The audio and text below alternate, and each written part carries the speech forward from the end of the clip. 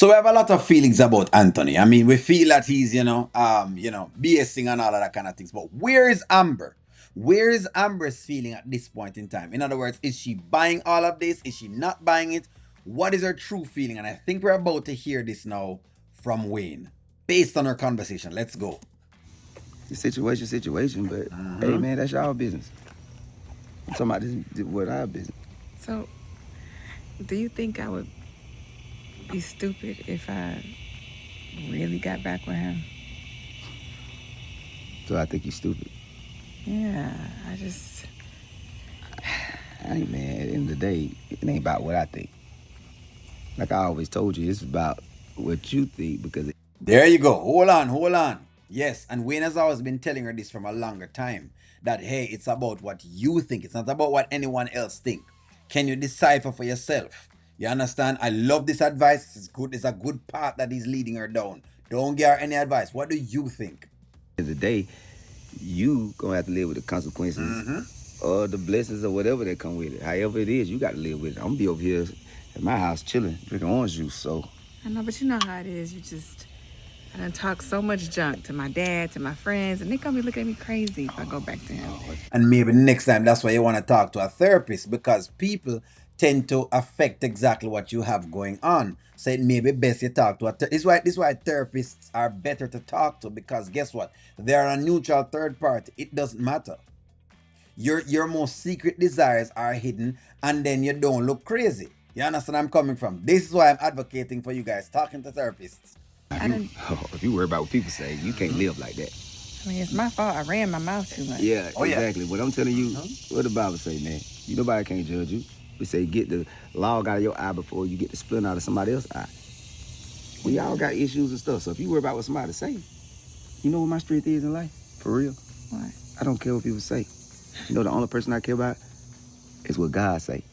And I mess up with him every day. Yeah. But he keep giving me grace. If people was God, I'd be dead. That is true.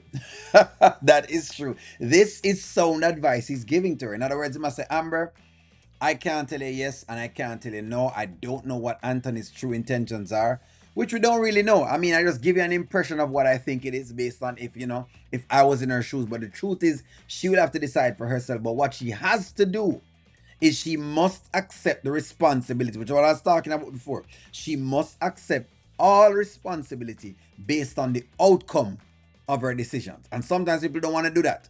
Them take somebody back and then say, oh no, it's you, this, and it's you. And you tell me this and you tell me that. No, you must be able to live with that. That's all we're saying. They have been persecuted. They have been knocked me to the cross. That's true. Child support would have hung me from a tree. I probably would have hugged you back in the day. Yeah, exactly. So what I'm saying, you got to know that we all got a relationship with God. Yeah. And this situation is with you and God. It's just hard though, because, if I do leave him all the way, I divorce him, then I get back in these streets and what? It ain't nothing out here. Oh, the streets ain't nothing out in the streets. I mean, these men be playing games, and then Exactly. before you know it, you done mess with Tom, Dick, and Harry. And Yeah, exactly. So All right. So this part, I think I'm gonna disagree with it. It is sounding as though there are no other men around. In other words, we are doubting the abundance of God. If you're saying that God does not have an abundance of men out there for you to get, then that's terrible because you don't know. You don't know if you might leave Anthony and you actually find Mr. Right. You find somebody that is more compatible with you. You don't know that. Maybe he's not compatible with you and God is going to bless you another way. And again, I'm not talking against a marriage or for a marriage. I'm just giving you an idea of how some of the times we make it seem as though God don't give abundance and he doesn't make things as abundant around us. That's what that sound like. It sounds more like lack versus abundance. That's all I'm saying. what I'm telling you, you got to live with that decision.